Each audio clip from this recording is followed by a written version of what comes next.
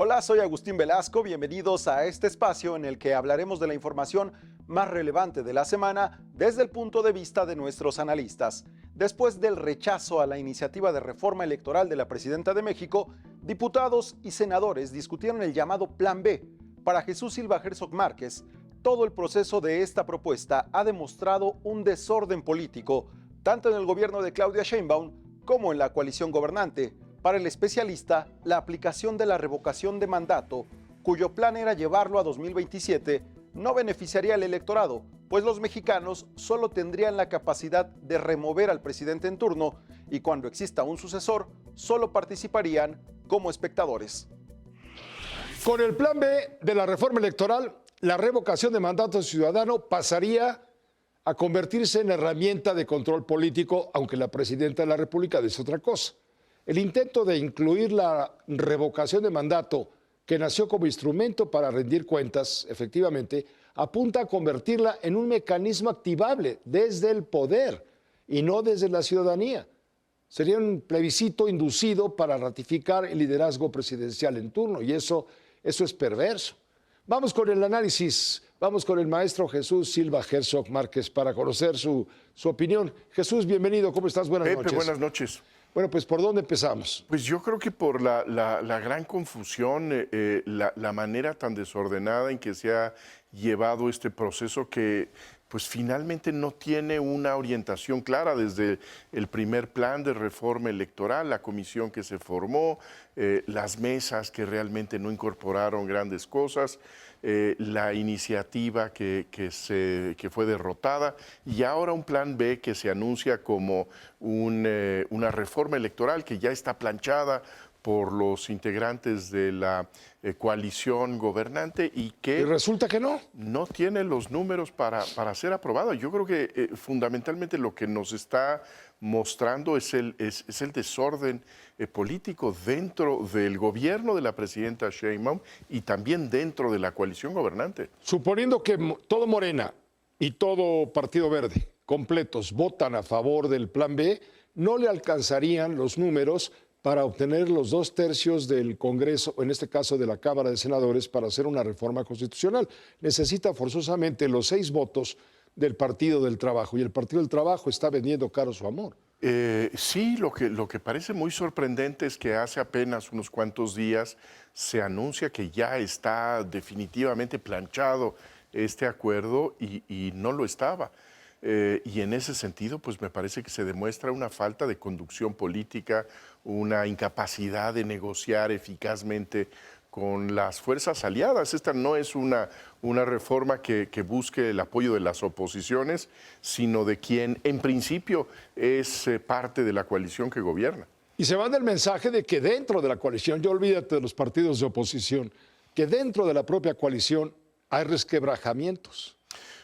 Por supuesto, yo creo y dentro de Morena mismo hay resquebrajamientos. Yo creo que eso se proyecta muy claramente, que hay estas fracturas en la coalición, no solamente en el Partido del Trabajo, que ahorita tiene la voz cantante en la resistencia frente a esta iniciativa, sino también del Partido Verde, que está marcando un camino muy distinto, por ejemplo, en términos de sus candidaturas a gobiernos locales, en donde están impulsando a, por ejemplo, la esposa del gobernador de San Luis Potosí, es decir, ese liderazgo férreo, vertical que se vio en el gobierno anterior, se está desmoronando, se ha desmoronado, y la presidenta Sheinbaum pues no ha reconstruido, no ha establecido una base de poder propio, ¿no? ¿Cuál fue la idea, si es que recuerdas, claro, de Andrés Manuel López Obrador, de someter el tema de la revocación de mandato? Protegerse para cuando haya un gobierno distinto o adverso, la gente pueda salir y revocar el mandato de alguien enemigo? Mira, yo creo que tenía un primer propósito que era el de su engrandecimiento personal. Creo que esto lo diseñó López Obrador viéndose en el espejo y calculando que habría la oportunidad de tener un nuevo respaldo popular que reiterara que que tenía todo el apoyo de la gente, pero tiene ese elemento posterior en donde donde haría dentro de un contexto medianamente pluralista las presidencias de México como presidencias muy débiles. Porque en el fondo lo que haría esto sería pues acortar el periodo presidencial si es que hay esta amenaza creíble de que el presidente de la República pudiera ser destituido por el voto popular. Ahora, lo que llama la atención es, tú vas y votas por un presidente o presidenta de la República para que te gobierne 6 años. Sí. Ese es el mejor plebiscito. Pues sí. Votas por uno o por otra. ¿Por qué entonces someter a revocación de mandato el mandato de quien tú elegiste? Yo estoy totalmente de acuerdo contigo. Ese es un poco el contrato del elector. Claro. Te estoy eligiendo para que te encargues del Ejecutivo durante 6 años. Y si lo haces pésimo, no vuelvo a votar por tu partido. Tu partido. Esa es la manera de castigar, en donde uno hace simultáneamente el castigo y la expectativa, la esperanza de que alguien más sea más cercano a tus causas. En el caso de la revocación de mandato, podríamos llegar a tener la capacidad de remover a un presidente, pero no quién lo sustituye, que sería pues una decisión del Congreso de la Unión, en donde pues los electores estaríamos como espectadores. Y eso me parece que es un absurdo. Es una institución que no estuvo bien pensada, que no nos preocupa en estos momentos porque pues, la popularidad de la presidenta es alta, pero en una situación pluralista, con mayor competencia electoral, esto generaría una incertidumbre, inquietudes de mucho tipo que yo creo que no le convienen al país. Claro, ahora, en la Constitución se establece la revocación de mandato al 4.º año de gobierno. Ahorita estamos todavía en el 2.º y vamos para el 3.er año de gobierno cuando se den las elecciones federales. Es obvia la intención de que, tomando en cuenta lo que acabas de decir, Sí. la popularidad tan elevada que tiene la presidenta de la República incidirá sin duda en la respuesta de los votantes a favor de Morena y sus aliados. Yo creo que esa es la intención de la presidenta Sheinbaum, que es meterse a la campaña. Evidentemente, estando en la boleta, pues tendría que defender su causa y de esa manera apoyar a los compañeros de su partido. Pero también tiene riesgos considerables que yo creo que la presidenta no está tomando en cuenta. Este es un momento en donde pudiera expresarse esa discrepancia que mencionábamos hace un momento dentro de Morena, dentro de la coalición, para pues, llamarle la atención a la presidenta Sheinbaum.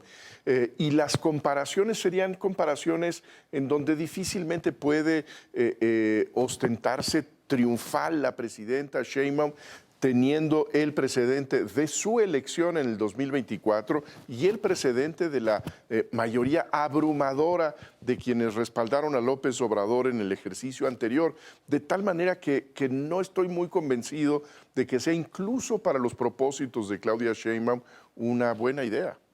Muchas gracias, Jesús. Gracias, como siempre. Muchas gracias, Pepe. Buenas noches. El maestro Jesús Silva Herzog Márquez.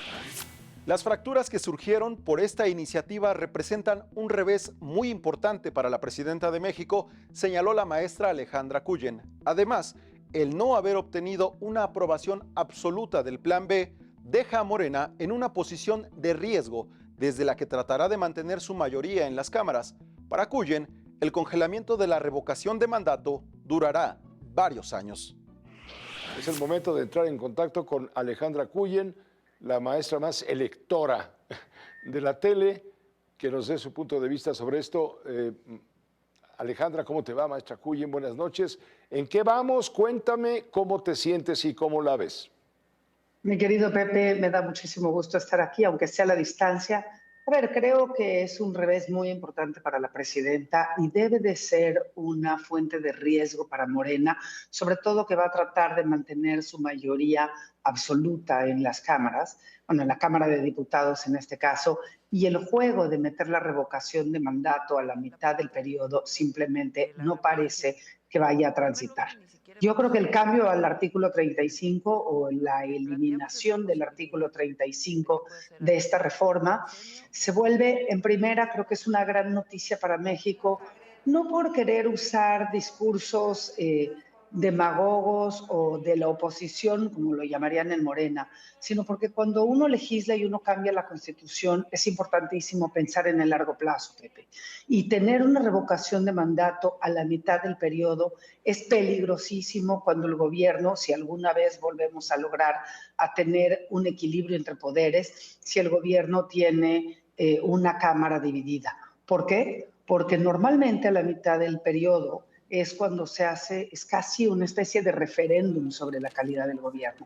Y como necesita más de 40% del voto popular para que realmente se pueda hacer vinculante el resultado de la revocación de mandato, entonces podrías correr el riesgo de entrar en una dinámica como la peruana, donde se logre más del 40% del electorado, que es lo que siempre sucede en las elecciones intermedias. Y si el presidente no les gusta mucho, si hay suficiente propaganda de la oposición, corres el riesgo de desestabilizar a todo el país. Me parece a mí que la revocación de mandato per se es una mala herramienta y en las condiciones en las que la quieren poner a la mitad del periodo, peligrosísimo de largo plazo, aunque acá, por supuesto, Morena lo está buscando y está pretendiendo utilizarlo como acto de propaganda. Yo, como decíamos la semana pasada, Pepe, creo que ni siquiera lo necesitan. No creo que la presidenta vaya a realmente querer respetar las reglas electorales, como López Obrador, que hablaba durante sus mañaneras de temas electorales y lo más que lo castigaban era quitar el video de la mañanera en cuestión. Me parece que la presidenta seguirá tratando de hacer esto. Ella dice que no quería hacer propaganda de Morena, simplemente hará propaganda de su gobierno y eso es lo que genera el arrastre completo para su partido. PT no lo aceptó y el Verde Alejandra, tampoco. todavía le queda la vía de las leyes secundarias. Puede que es un proceso mucho más expedito, aunque claro, está sujeto a un debate judicial, aunque claro, con esta corte de los acordeones, pues damos por hecho que lo que quieran hacer vía leyes secundarias lo van a poder hacer. Por ejemplo, vía leyes secundarias pueden hacer ajustes administrativos, pueden moverse piezas clave como por ejemplo redefinir criterios de fiscalización y topes de gasto, compactar estructuras, funciones de los órganos electorales, ahí le pueden meter la llave al INE, por ejemplo. ¿Cómo sientes la posibilidad? A ver, yo creo que eso de todas maneras lo van a hacer, sobre todo la parte del INE, pero un tema tan crucial como el de la revocación de mandato, que es además una iniciativa que la presidenta quería lanzar, y de esto lo sabemos desde hace varios meses, yo creo, o sea, no tienes manera de hacerlo desde una ley secundaria. Puedes afectar al INE, seguramente lo veremos, puedes hacer cambios administrativos, pero hay temas que simplemente no van a poder tocar. Y el de revocación de mandato, por tratarse de una reforma constitucional, me parece que en este caso quedará fuera. Rubén Rojas lo explicaba muy bien, lo pueden mandar, congelar ese artículo y mandarlo a comisiones y tener que aprobar en términos generales la ley, la reforma completa del Plan B sin el artículo 35 y sería la manera de, entre comillas, salvar el famoso artículo 35. De otro modo, me parece que si en comisiones con cualquier reforma no transita, este artículo quedará, fuera del alcance del Ejecutivo y de Morena por los próximos años, Pepe. Gracias Alejandra Cuyen, gracias por el comentario, nos vemos pronto. Me da muchísimo gusto saludarte y vamos a ver cómo acaba esta reforma. Tendrían que hacer una verdadera maroma de chango de circo para lograr que este artículo 35 transite, pero vimos que hay algunos de los líderes, como Adán Augusto, que están muy activos en el Senado y hay que esperar hasta que termine, Pepe, porque Morena siempre nos puede sorprender. Correcto, estaremos pendientes esta noche. Buenas noches, gracias. Para Carlos Elizondo Mayer Serra, el papel del Partido del Trabajo sobre la iniciativa y posteriormente sobre el Plan B es merecedor de un análisis. Considera que el PT actuó defendiendo su sobrevivencia como una fuerza política pequeña. El analista aseguró que el oficialismo construyó una mayoría constitucional a la mala y ante ello, Morena deberá soportar las presiones siguientes. pues su plan es tener aún más privilegios. Creo que le queda claro a usted que la revocación de mandato no cayó por la oposición, sino la desplomó el fuego amigo, este famoso artículo 35, corazón, la verdad, columna vertebral del Plan B, fue desechado debido al bloqueo de PT y la mayoría que presume control legislativo fue incapaz de controlar a su aliado petista, el partido más chico que se volvió gigante al bloquear la revocación de mandato para 2027 como quería la presidenta. Entonces el Plan B queda finalmente mocho, desfondado, descafeinado. El mensaje es claro, sin cohesión no hay transformación. Carlos Elizondo Mayer Serra, profesor de la Escuela de Gobierno del TEC de Monterrey, bienvenido como siempre a tu espacio. Muchas gracias, Pepe. Buenas noches. Buenas noches. ¿Por dónde quieres entrar? ¿Fuego amigo o fuego enemigo? Yo creo que ¿Pierde la presidenta? ¿La doblaron, como decían? la presidenta perdió, eso no hay duda. Tú mandas una reforma, te la rechazan, mandan una segunda y te la sacan a pedazos. Perdió. Y claro que lo que perdió era el privilegio de estar en la boleta. Todo este discurso de los privilegios es bastante irónico, por decirlo menos, porque lo que quería era lo que nunca ha sucedido en los Estados Unidos mexicanos, que en la elección intermedia estuviera bajo la figura de la revocación, que en sí mismo es una trampa, porque la revocación se pensó originalmente, Pepe, como si la sociedad está inconforme con su presidente, junte las firmas para que los revoquen. Y AMLO, que a todo le daba la vuelta, juntó a sus amigos para que pidieran la revocación en el año 4 y con eso pudiera tener un referéndum que, según él, le daba legitimidad electoral. La querían empatar con la elección intermedia pues, para poder hacer campaña. El sistema político mexicano siempre ha sido, desde que hicimos las reformas democráticas, que el presidente no debe de hacer campaña y para eso quería estar en la boleta. Ahora, lo raro, Pepe, es un país donde puedes cambiar la constitución en 48 horas. Lo triste es que en las reformas más profundas, como la del Poder Judicial, estos dos partidos que tienen algunos principios, los de la sobrevivencia sobre todo, no hayan puesto la pata fuerte. Hubiera sido tanto mejor para el país que el PT y el Verde hubieran puesto la pata dura entonces, porque todos los problemas que estamos teniendo de crecimiento y muchos otros vienen de esa reforma constitucional, que de hecho vienen unas notas posteriores al respecto, ¿no? Lo vimos en la intro del noticiero. Sí.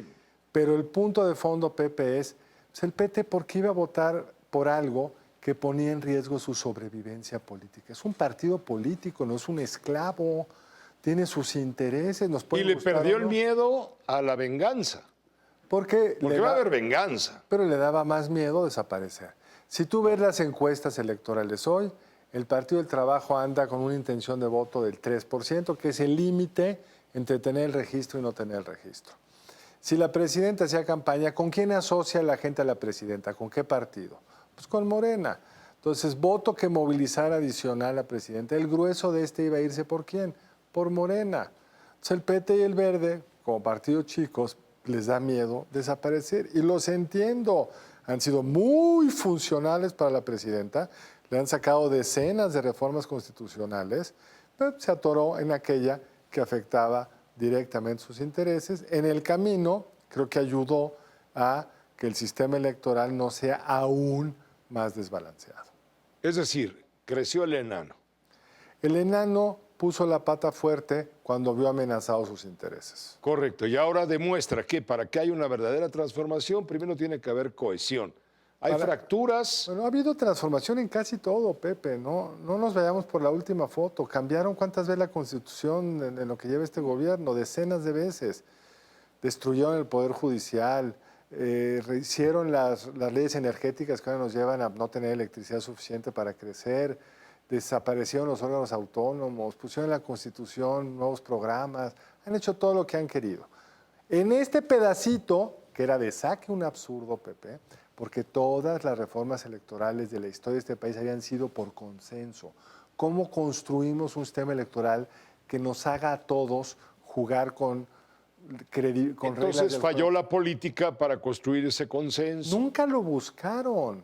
Nunca quisieron. Desde la soberbia. Desde el día uno era una reforma donde lo que dijeron es, no necesitamos a la oposición, la aplastamos. Y eso decía Pablo Gómez, el presidente de la comisión presidencial, que despreciaba las opiniones. Hubiera sido muy rico para el país, de verdad, este plan B, enriquecerlo con las opiniones de todos. Pero no es el sello de esta casa, Pepe. A mí me gustaría ir a Marte, pero no se puede ir a Marte. O sea, son cosas que no están en el DNA. Este partido, Morena, quiere la hegemonía, quería tener aún más privilegios, y el más chiquito de la coalición le dijo, pues yo no quiero desaparecer, y va a soportar las presiones que vengan después. Pero como sí los necesitan para seguir haciendo reformas constitucionales, porque el Senado no cambia. Este Senado que se los rechazó es con el que termina la presidenta. Entonces, por más mal que le vaya al PT o que le fuera a ir al PT en la elección intermedia, estos mismos senadores podrán frenarle otras cosas. Y no olvidemos que esa mayoría constitucional la construyeron a la mala.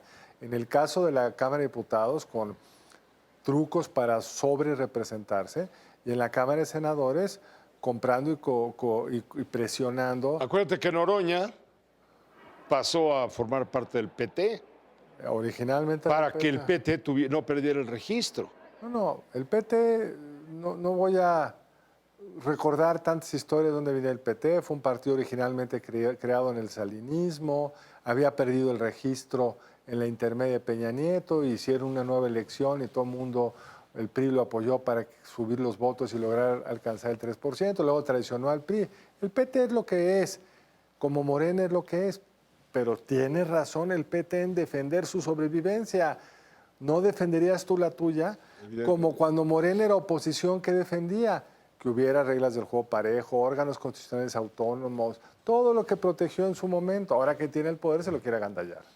Gracias, Carlos, como siempre, bienvenido. Gracias a ti, Pepe. Que te vaya muy bien, buenas noches. Sí, no, pues con él no se puede, va a todas y va derechito y no se equivoca. Y en el Viernes de Cine, José Antonio Valdés Peña, nuestro investigador crítico y docente del Séptimo Arte, nos compartió detalles de las películas seleccionadas para la 79 Muestra Internacional de Cine de la Cineteca Nacional. Entre las cintas que nos recomienda se encuentran Tus dos muertos, de Daniel Castro Cimbrón, Resurrección, de Vigan y Memorias del Subdesarrollo, de Tomás Gutiérrez Alea. Comenzó la 79 Muestra Internacional de Cine de la Cineteca Nacional.